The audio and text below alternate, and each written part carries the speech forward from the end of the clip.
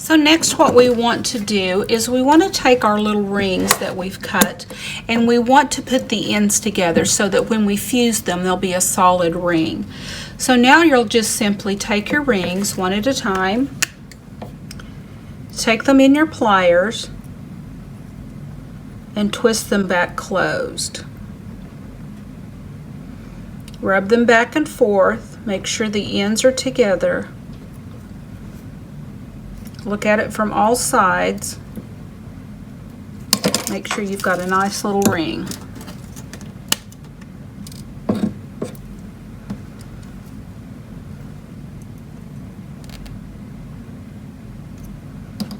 So you're going to want to work your way through all of your rings.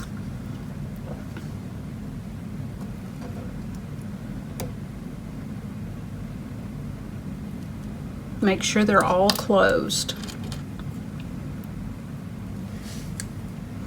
Let me recommend that you do make more rings than you think you'll need. You can always use them on other projects, but it's kind of frustrating to get in the middle of a project and have to stop and make more rings.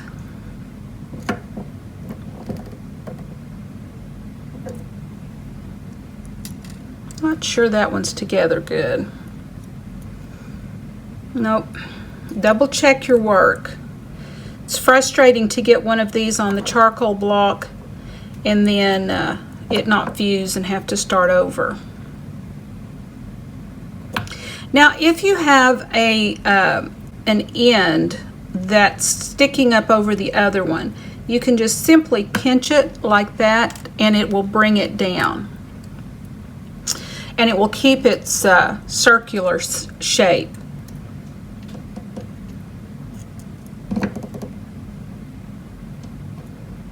This one is a good example of that.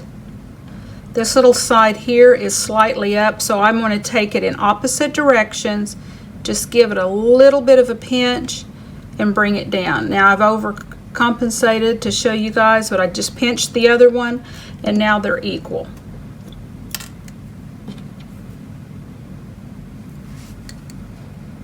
You want to have an easy hand at that because you can quickly misshapen your ring.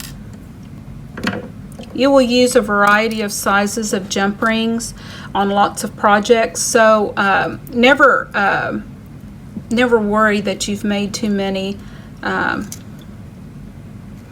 Worst case scenario, if they're small enough, you can always heat them up for granulation. So I'm going to continue to close my rings and then we will come back for the next step.